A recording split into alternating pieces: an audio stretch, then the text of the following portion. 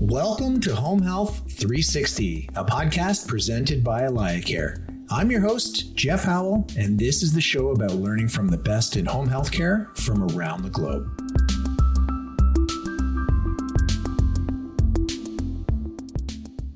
Welcome to another episode of the Home Health 360 podcast, where we interview home care professionals from around the globe. I'm your guest host, Erin Villier, U.S. Director of Sales for AlayaCare Software, and today I am joined by Jeff Salter, who is definitely in the running for the title of Most Interesting Man in Home Care. Jeff is the founder and CEO of Caring Senior Service, a non-medical home care franchise. He started this company when he was just 20 years old and has successfully grown the business to over 47 locations in 18 states. Jeff has served on several advisory councils for the National Association for Home Care and Hospice, or NAC. He has spoken numerous times at national conferences for NAC and the Home Care Association of America. And he's an active participant in the International Franchise Association. Now, what puts him in the running for the most interesting man in home care is the topic of our discussion today. I thought that everyone could use a healthy dose of inspiration as we approach the end of 2022, and we're all thinking about our 2023 goals. And I believe Jeff's story fits the bill. Jeff launched a nonprofit in 2021. And get this, to kickstart the foundation's fundraising, he decided to ride his electric bike across the U.S., visiting each franchise. And if you didn't catch that, it's 47 locations in 18 states. Welcome to the show, Jeff. I know it was 2021, but I have to know, have your legs recovered yet? Hi, Erin. Thanks so much for having me. Yes, my legs are fully recovered. I get the question a lot, do I still ride? And I definitely took some time off, and we'll get into kind of the adventure itself, but I took some time off and didn't ride for about 6 months, but I've started back up again recently. So good for you. I can imagine needing at least 6 months off after that adventure. Now, before we dive into talking about this bike ride, I want the audience to get to know you a little bit better. I know you've spent your entire career in home care. You started the company when you were 20. What drew you as a 20-year-old to the home care space? I get that question a lot. People learn who I am, learn about the company's history, and then find out that I started when I was 20. And I tell people that actually I did not come to home care having a personal experience with a parent or a grandparent that was receiving these types of services. Of course, in 1991, this industry didn't really exist. There were a few individuals out there doing this on their own. They had maybe small companies, but it was really mom and pops across the country in pockets that were really doing the service. But I recognized that seniors were struggling with the situation of being at home and alone. And what you find in senior care and in seniors in America in general is that it's not just kids that move away from the parents, but increasingly in the early 90s and through today, seniors move away from the kids, and they get themselves into situations where they do eventually need help, and no one is able to be there locally to help out. And this was happening in Odessa, Texas, and I was seeing that lots of individuals were calling. I worked for a home health care company that didn't provide that type of service. They just focused on the skilled services. So I would answer the phone at the front desk. I was an assistant secretary as my first role in healthcare. And my job was to coordinate calls, and people would call asking for help.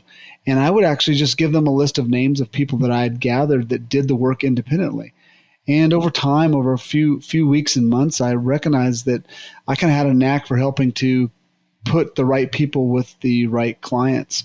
And it's kind of funny because it was a joke initially with the nurses that I worked with. Here's this 20-year-old kid saying, I should start a business doing this. I'm giving these names away for free, but they keep calling me back because the person didn't work out for some reason or they needed a day off.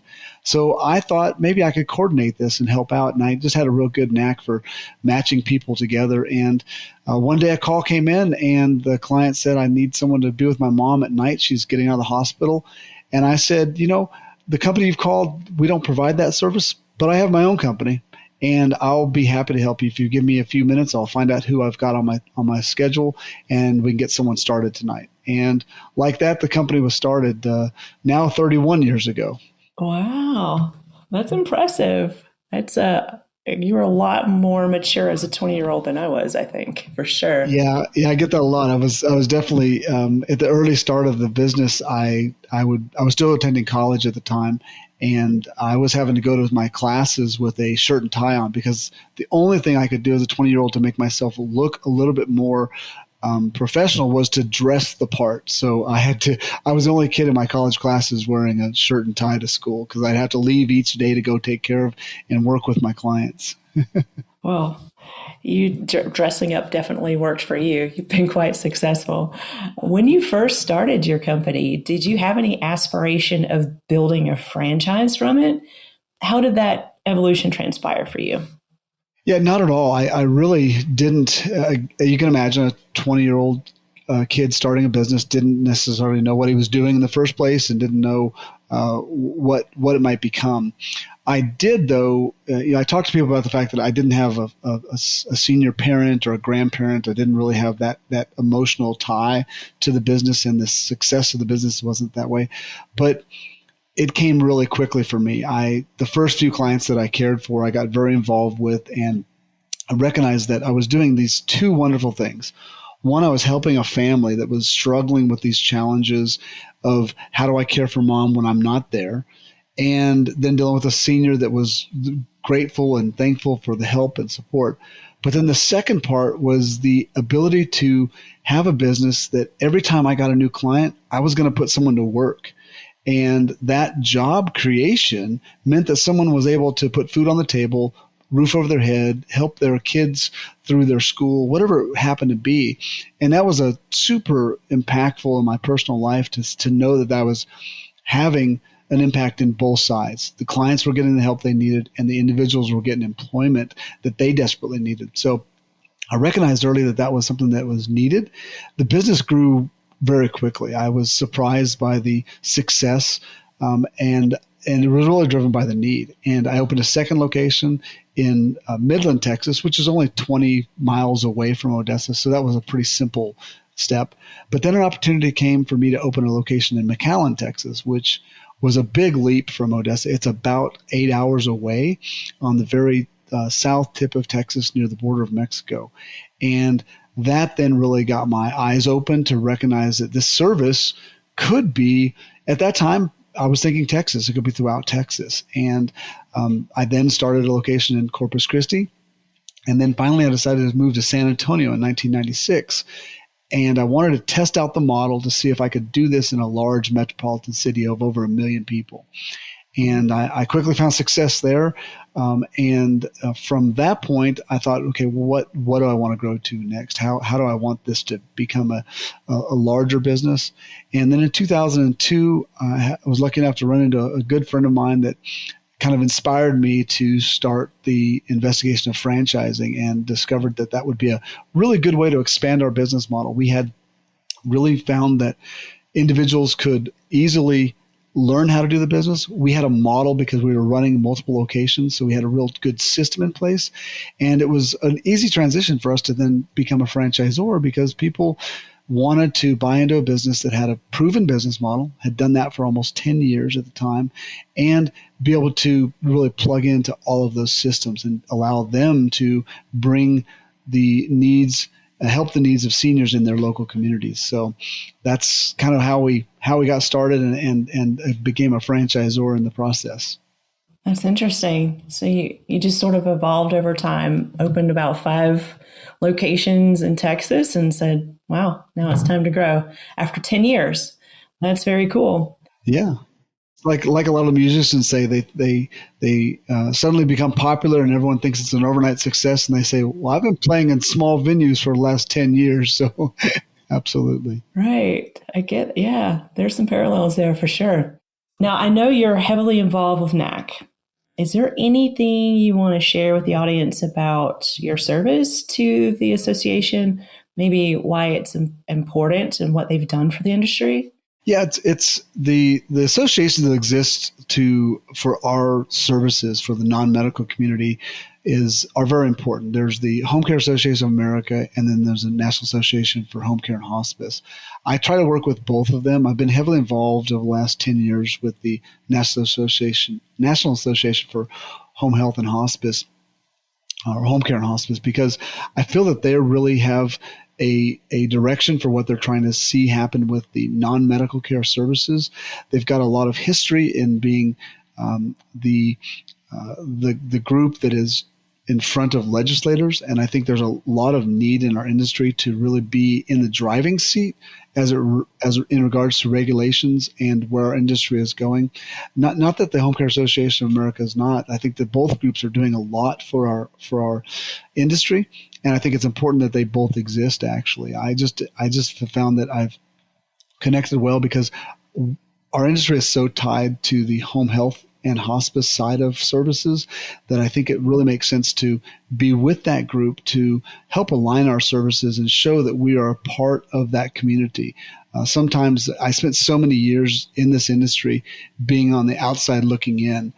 It's non-medical services, so oftentimes people would not consider us part of the healthcare continuum. And that was pretty much the story for the first 20 years of this industry, I feel like. And we probably didn't get the recognition we needed. And that's also why you saw that the Home Care Association of America was formed, because it wasn't getting the attention it felt it deserved, and we knew we needed to. But as it's transitioned dramatically in the last 10 years, we are recognized as part of the health community, and I want to make sure that we're as aligned as closely as possible with those groups. That makes a lot of sense. I think for the listeners, the key takeaway there is get involved. You're not non-skilled services. You are part of that continuum, and you are highly skilled if you're out there caring for seniors. Yeah, absolutely. And it takes all of us working together to make sure we get the outcomes we want. Seniors that are going to be aging and staying at home where they want to be.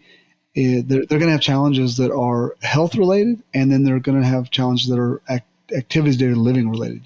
Cooking, cleaning, some of the simple personal care things that we all take for granted as adults become much more difficult as you age, and someone has to be there to help, and then recognize that a lot of the challenges are due to some disease process or condition. Yeah, there's definitely a lot of need, and it's just continuing to grow. Absolutely. For sure. Now, I want to get into the juicy bits here. To celebrate 30 years, congratulations, by the way, 30 years is quite the accomplishment. You opened a nonprofit foundation called Close the Gap in Senior Care. And I see the folks on the line can't see what I see, but you've got on the shirt. It looks really nice. Can you tell me about your foundation? What's the mission, and how are you making an impact? Yeah, well, we started off just in. I kind of have to go back to kind of tell you how we got started with the movement initially, and then became a full nonprofit. We were planning our 2021 event. We were going to be celebrating 30 years. We started in 1991. And we're trying to decide what we were going to do to celebrate 30 years. And we didn't want to just be a company that was going out and celebrating that big accomplishment without a purpose behind it. We've always had purpose. We're here to serve seniors and help deliver our brand and level of service across the country. That's the reason we exist and what we're trying to accomplish. But we also recognize that in doing that, there's a bit of a self-motivation. We are for-profit companies. We're trying to grow our businesses. And I wanted to do something that was a little bit different, both in the approach of how we celebrated, but while we were celebrating for that entire year, we wanted to think of how we can give back to our communities in a real positive way. So we really got to thinking about what we were trying to do as a company, what our mission is to help seniors remain healthy, happy, and home, but then expand it. How can we get others involved in an indirect or a direct way? So we really struck on this idea of closing the gap in senior care, and recognizing that I've spent so many years trying to help this industry be recognized and be known, because I didn't think that 30 years in, I would still have conversations with people that I'd met and told them what I'd do. And they say, wow, I didn't know that service existed. I mean, 30 years later, I can't imagine. I knew that was a problem in 91, through the 90s, through the 2000s, but I didn't think it would still be something that existed now. And I recognize that there's a lot of these challenges that exist in local communities. So we wanted to try and bring attention to the gaps that exist at the local level. But we also didn't want to be hubris in thinking that we knew what those gaps were. So the movement's all about bringing together the different groups and discussing and understanding what those gaps are, and then working together to close those gaps. And we kind of modeled it off of in the end, the decision was to do a bike ride, and we'll maybe get a little more into that in a few minutes. But we thought about the bike ride. We thought about people working together in a bike race. And when you're working together in a bike race, what you do is you come together in close proximity to each other, because moving forward through the air, basically, you're on the ground, but you're breaking the air when you're riding. And you've seen it probably in races when they get close together, one person gets behind the other. And in doing that, when you work together like that and you close the gap between each of the racers, you can go farther with less energy. You can go faster along the way.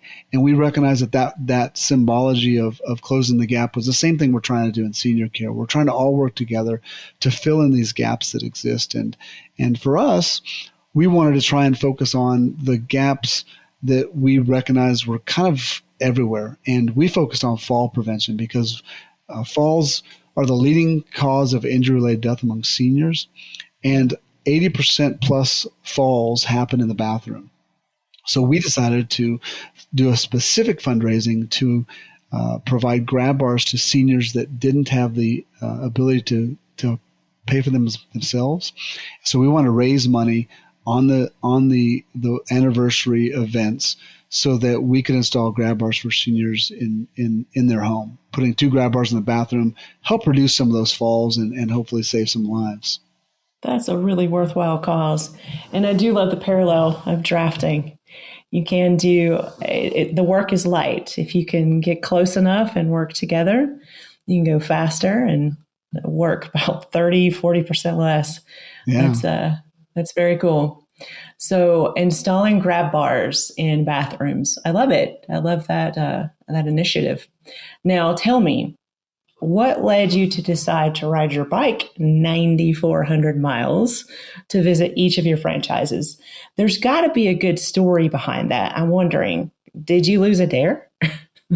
Yeah, we were trying to decide exactly what we do. At the 20-year anniversary, we did events at locations.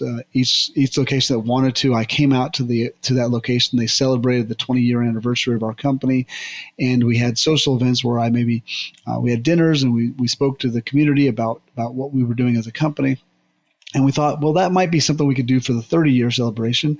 But then I thought, that's kind of been done before.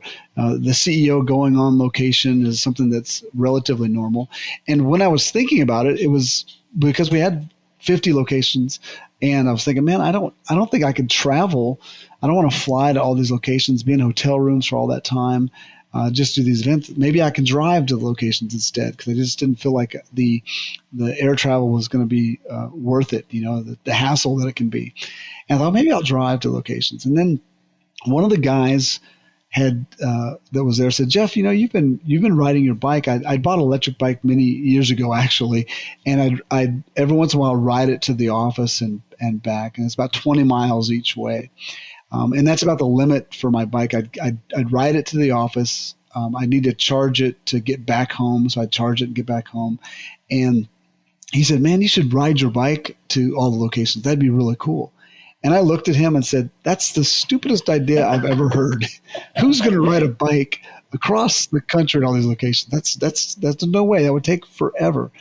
Well, like a lot of crazy things that get said, I went home that night and started really thinking, like, could I modify my bike to where I could do it?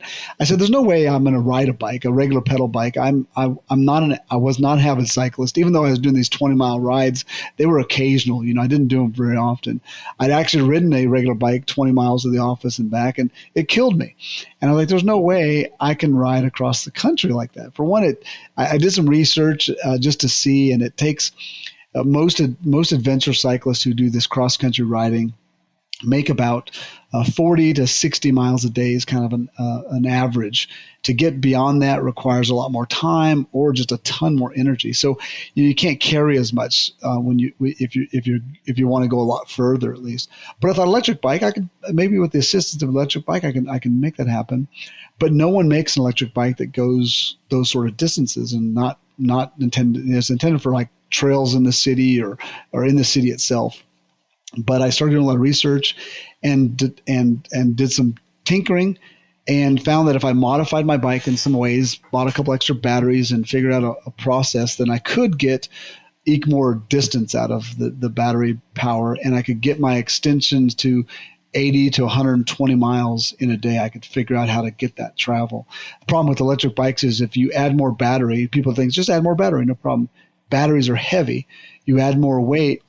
That additional weight requires more battery. More battery requires more weight. So you have this law of diminishing returns that kicks in. So you can't just pack it full of batteries and expect to go a lot further before you've got this unwieldy type of contraption that you're trying to ride like a bike. Right. And then I imagine you have things that you have to take with you that's weighing the bike down even more. Yep, that's the next thing. There's a lot to consider. Imagine for a second you're going to leave your house and go on this adventurous bike ride, and we did an unsupported trip. So it was we really had to. It took me about 7 months to kind of figure everything out. But just after a couple of months, I felt okay. I can do this. I think I can figure out within a timeline. This would have been. We decided this in I guess it was probably September of 2020. So we said, yeah, let's do this. I gave myself till November 1st to a go or no go. You can imagine like NASA launching a rocket. Okay, go, no go. And I went on a trip in November. I'd set up most of my configurations the way I thought I needed to. And I went on a trip to where I had to ride for 100 miles for 3 days in a row, just to see if my body could handle it, see if my bike could handle it, see if I could actually make it. And I was able to do that, and I finished a three-day, 300-mile trip and came back that Monday and told the team, said, guys, we're going to do this. Let's start the plan for me to ride to every location across the country. I then spent time actually mapping it out. That alone took a tremendous amount of time. I did a real rough draft at first. I just kind of went point to point. So let me use Google Maps, go from San Antonio, Texas down to McAllen, Texas. And okay, there's that distance. Okay, I can do that in 2 days. And then go from McAllen to Corpus to Houston to Nashville, Tennessee, Nashville to Wilmington, North Carolina. So I just started doing this points to points. And I learned very quickly, I said, oh, shoot, this is going to take a lot longer than I thought. When I finally got done, after about 40 hours of kind of spending time on the computer, plotting each segment of each day, and again, 4 months, so you can imagine that's a lot of configuration in the process, 120 stops, if you will. It was going to be over just under 10,000 miles is what that distance was going to be. So I had a big gut check at that point and said, okay, this is going to be a lot more than I thought even.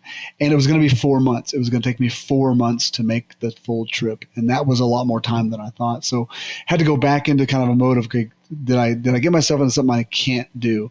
But just persevered with the planning and eventually felt, okay, we're going to do this. It's going to happen.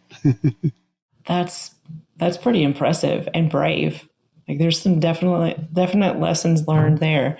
And speaking of which, along the way, I'm sure you learned a lot.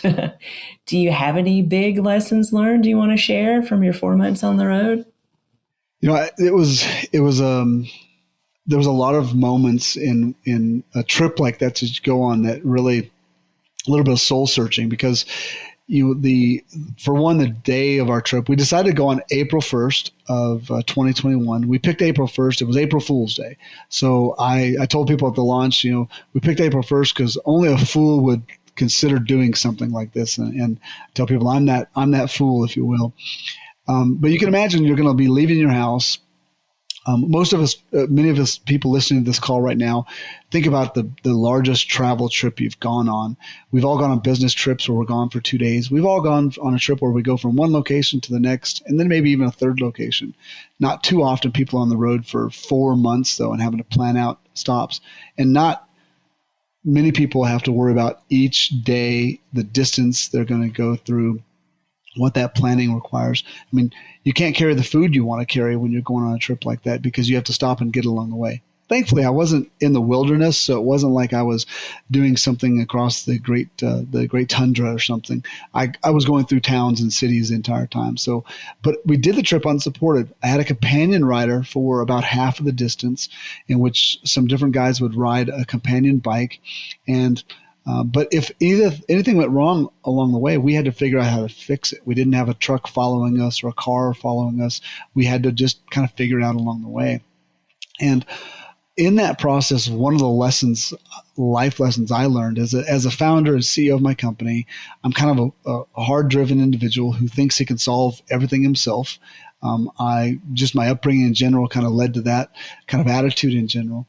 But I found that people want to help and people want to give, and that you need to just let them do that. I think we've all experienced that, right? Someone comes up, hey, do you need any help with that? No, I'm fine. I've got it. And afterwards, when that person leaves, we thought, why did I say that? I could have used their help right then and there. But we all have this general way of being. And I had to learn that giving up the control and allowing people to help is as important for them as it is actually for you. People want to help, and we all like to give, and we want to do our part. And so along the way, I had many people want to either give money to the cause, or they want to help, maybe give me a ride a little distance if I was not going to make where I need to be, or they want to just help give me some food. It was really interesting, the number of people offering me food along the trip. You look recreationally homeless. Yeah, it's exactly what it was. I was telling stories just 3 days ago. Day 2 of my trip, I was stopped at a convenience store and getting a drink, and I was sitting down because it was a hot day and I was resting before my next 20, 30 miles I had to go. And this little boy walked by me, and he looked at me really, really like I had a second head almost. And he looked at me, he said, "Are you homeless?" You can imagine that it was like, wow, I must look homeless right now. And pretty much a lot of the trip, I think people thought I might have been just some homeless dude riding across the country or something. So it was pretty fun. But there were lots of moments along the trip where it was, gut check time. Do you keep going? But the first one started on the very first day, though. Whenever I was getting to our headquarters here in San Antonio and gonna launch from there. And just that morning, it all hit me like, okay, you're about to leave your house. You're going to be gone for 4 months, and you've got to figure out every solution, every problem that comes up along the way. And then, and everyone's betting on you. We planned events for 4 months along the route that I would ride. So every day we had to make a certain distance. If we didn't make that distance that day, we had to make it up. And we had to book in advance we camped out about half the time. So we stayed at state parks or RV parks. So we had to plan all those in advance. So I had to book them far in advance. It was summerish time for a lot of the trip, and those parks fill up quick. So you got to be able to have an advanced reservation if you're going to camp in the summer, pretty much anywhere in America. We stayed in hotels some of the time, so that was always our alternative. If we didn't make our distance, we could book a hotel room.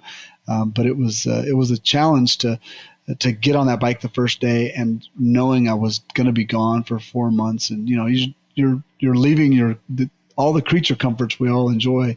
Those trips we go on for business or even vacation. You're going somewhere else. It's going to be you're going to have a hotel. You're going to have a bed. You can predict most of what's going to happen.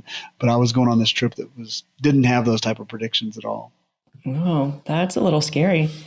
Definitely a lesson in bravery and some perseverance there. How did the perseverance to push through day after day after day, how did that translate into your perseverance to be successful in the industry as a whole? Because I'm imagining there's a lot of parallels there.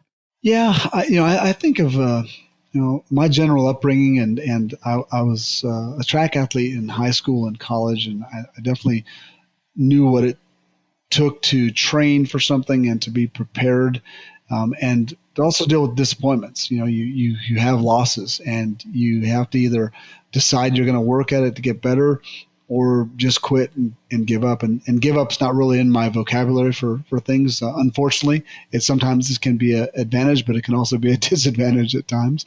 But something like this was a matter of just really understanding that you had to get the mileage in, you had to keep going forward.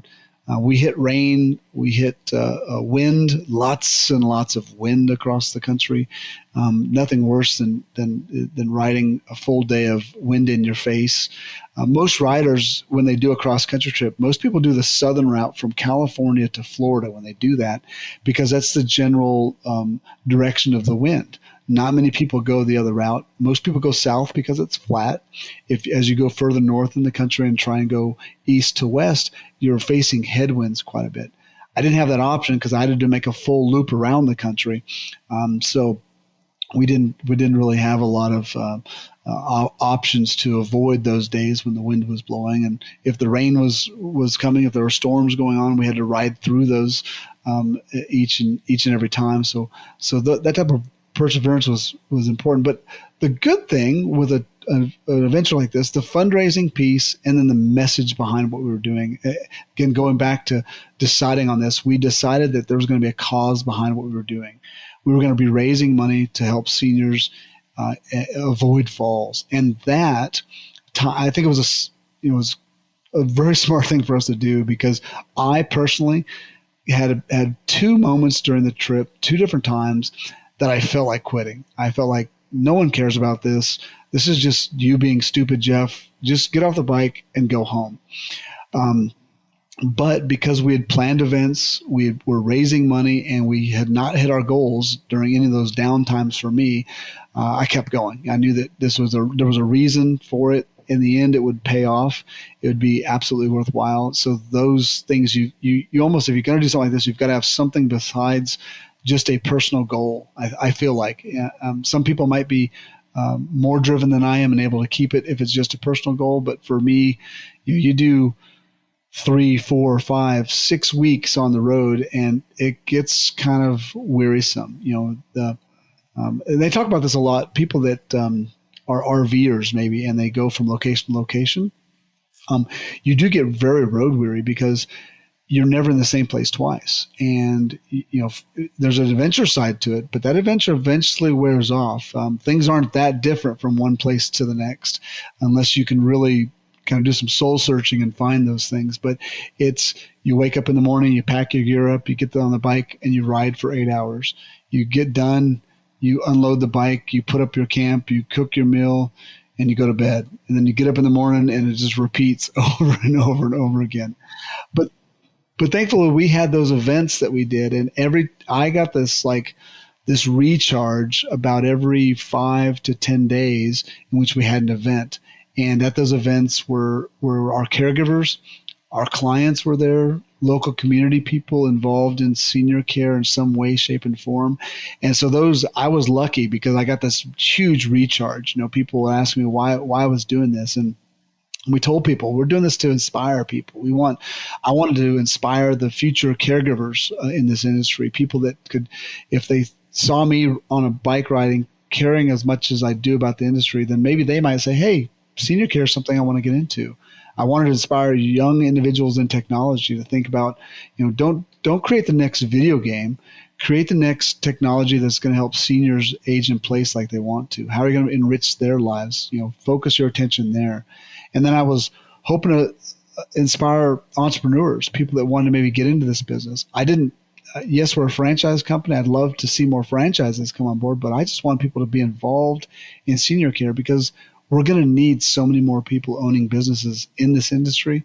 And those things kept me recharged and kept me going. And the perseverance came with knowing that was going to have an impact on someone. I was going to be helping someone that would want to get involved in some way, shape, or form. Yeah. I think the lesson there for me is, you know, if you have this big, hairy, audacious goal, this mission that is bigger than yourself, it can be quite difficult at times, but just look at what you can do if you just don't quit. It's like the Nike slogan, just don't quit. And that's what you did over this trip. You just didn't quit. And you were quite successful at raising $100,000 for your foundation. That's that's fantastic. So I have a silly question for you. What's your next fundraiser going to be? Because I think it's going to be hard to top that bike ride. Yeah. We raised in the end. We raised $170,000 total. So it was incredible to see us get to that number. Um, we're still right now in the phase of trying to install grab bars in seniors' homes. We've done about 120 grab bars, helped 120 families. So that's about 240 grab bars installed. So we're focused on that right now. We're actually we've only done not even a fourth of what we're planning to do. We've got enough funds to do nearly 600 grab bars in seniors' homes. So we're really trying to continue to build our network and help more seniors in our communities. And we're trying to spend down some of those dollars before we do more fundraising and before we focus on any other areas that we think there might be national gaps. There's definitely this grab bar challenge right now it will be a focus through this year and probably through 2023 because we're just trying to help as many families as we can with that. And it's turning out there's a pretty big need. The challenge is getting the installs done, having enough installers building a network of installers that will do this for us. It's because we're helping individuals who don't have the means to do other things in their home. They couldn't afford grab bars, much less remodel their bathroom or something like that to make their home more accessible. Many of them need a ramp probably, but there's not a ramp. Many of them might need a shower, take out their tub and put in a shower instead of a bathtub. But right now, our dollars are focused on the grab bar piece because we want to impact that small piece first. But later on, we're going to be looking at other options, other things we can do to help those in need, because there's a lot of individuals that are not getting the help that they need and getting the modifications to their homes that they need so they can age in place. Yeah, it's a real problem. And I'm curious, how does one get their senior that they love involved here? Like, how do you choose who you're going to help? Is that for the franchises to look at their census? How does that work?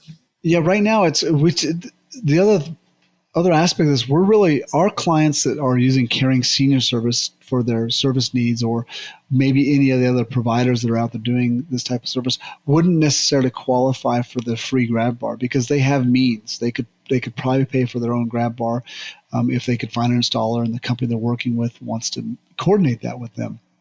Our focus has been to find individuals of need in the community. We're focusing right now with all of our community partners in the cities that we currently have locations in, but we're working with all of our community partners, home health, hospice, rehab companies that have identified a senior that they think is needy. So we've been primarily working on referrals from them. We anticipate opening that up to more, but we're trying to make sure we have the network built out properly so we can service people throughout the U.S. And that's right now is one of the biggest challenges. I just got back from a conference that was dedicated to home modification companies. And the issue we have is that home modification companies are so busy with work that is more profitable than installing grab bars. The grab bar work that they do is sometimes takes more time than it's worth for them to do. They've got to schedule. Do they schedule a grab bar install with their guy, or do they go do a home bathroom remodel with their guy? The same person does both tasks. So right now we're just seeing that continues to be a challenge, and also convincing them that this is a community give back type of thing. They're not going to make a lot of money installing grab bars for our clientele that we're trying to help. So it's just a challenge to try and get them to see that this is a way they can positively impact their community. It's a little bit of a give back, but it's hard to get business owners that legitimately are for profit to think like that when they don't necessarily need to because they're doing well with their business sometimes. So it's my job right now to help people understand that this is a worthy cause and they should get involved and they want to get involved. It's going to be a certain type of business owner, builder that gets involved there, someone who's dedicated to community service. I feel certain there are plenty of folks out there, and I'm excited to see how this all evolves over the next year or so. I know we're running close to time. I want to switch gears. I got 2 more questions for you, but I'd like your opinion about what's going on in the senior care space right now. What does the future of senior care look like? And is there a role for technology in the space?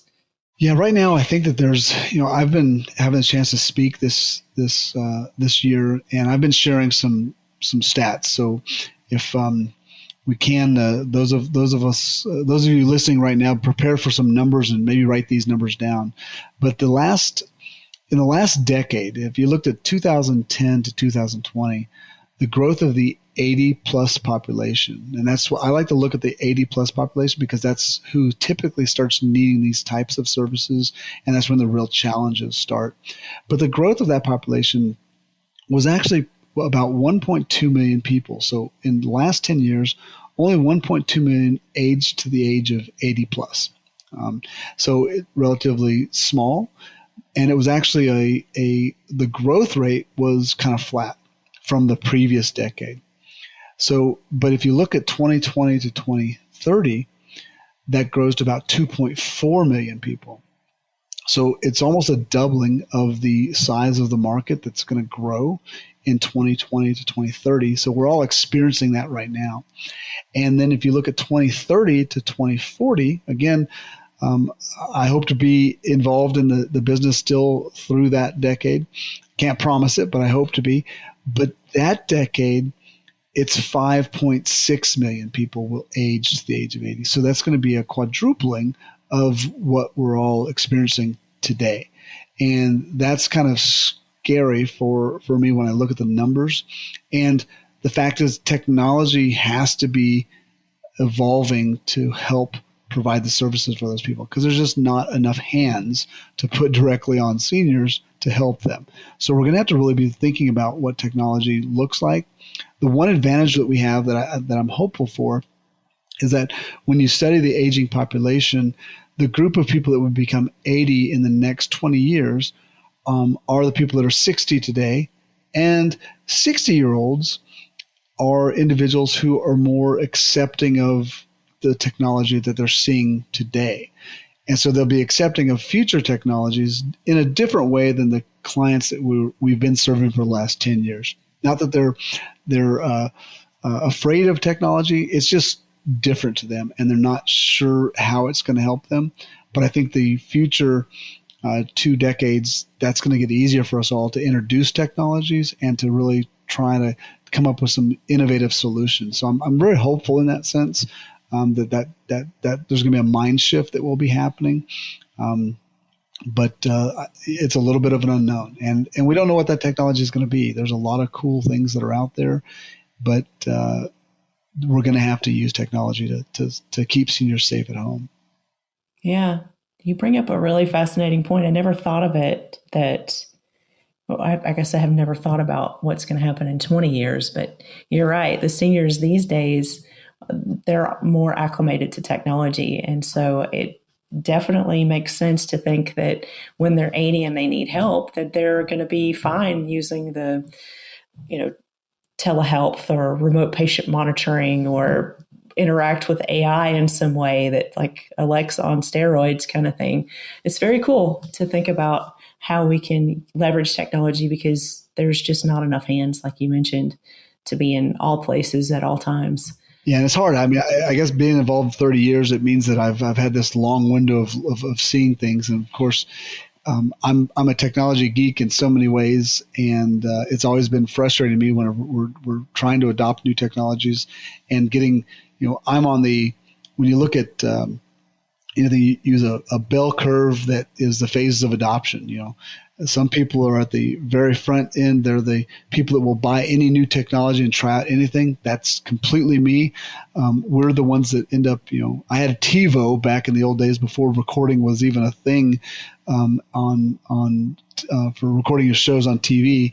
And everyone thought that was crazy back then. And now today it's commonplace. Everybody uses it. So we'll see the same things happening with, I think, technology as seniors, and that many more people will be willing to adopt it. I think we will. It's exciting to think about.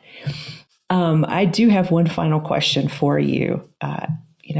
If people aren't inspired by what they've heard you say, almost 10,000 miles on a bike just to raise money, and you raised $170,000, that is just quite the accomplishment. And it's really important work that you're doing. So if I want to get involved, I know you're not doing any official fundraising, but if our listeners want to contribute in some way, how can they donate to your foundation? Well, it's our Close the Gap in Senior Care. We're official nonprofit, so people can go to closethegapinSeniorCare.com. It's kind of a long URL. But that's an easy way to find us, and we're always accepting donations. And people can reach out to me directly. Find me on LinkedIn. Jeff Salter, Caring Senior Service, is the company that I founded and the CEO of. But get engaged. Anyone can reach out to me directly. And my email is jeff@caringinc.com, and I'm sure you'll be able to put that in some of the comments on the podcast itself. But anyone wants to reach out directly, I'm happy to talk to them. I love when people want to hear more about the bike ride. I share those stories. We covered a small snippet of things right now, but there was so much more on that trip. And anything that I can do to help them get involved in their local communities. We're hoping that in the future we'll start some local Close the Gap in Senior Care chapters, so people can be focusing more officially. We started our first one in Essex, New Jersey.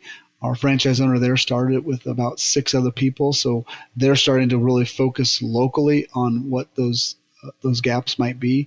So I'm encouraged by that early start. We hope to see more of those chapters started throughout the country, and just whatever they feel would be the right way to get involved. We need more money. We're going to continue to raise money in the future. We're happy to take donations now, and we'll be working to make sure that we help as many seniors as possible. Wonderful. Thank you for sharing how to get involved in your foundation, and thank you for sharing your story with us this morning. It's been a real pleasure speaking to you.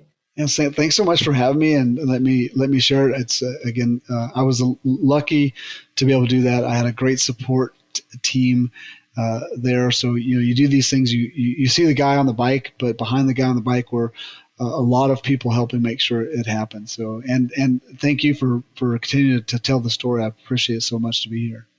Absolutely, it does take a village, doesn't it? It does. It does. Home Health 360 is presented by AlayaCare. First off, I want to thank our amazing guests and listeners. To get more episodes, you can go to alayacare.com/Home Health 360. That's spelled Home Health 360, or search Home Health 360 on any of your favorite podcasting platforms. The easiest way to stay up to date on our new shows is to subscribe on Apple Podcasts, Spotify, or wherever you get your podcasts. We also have a newsletter you can sign up for on alayacare.com/Home Health 360 to get alerts for new shows and more valuable content from AlayaCare right into your inbox. Thanks for listening, and we'll see you next time.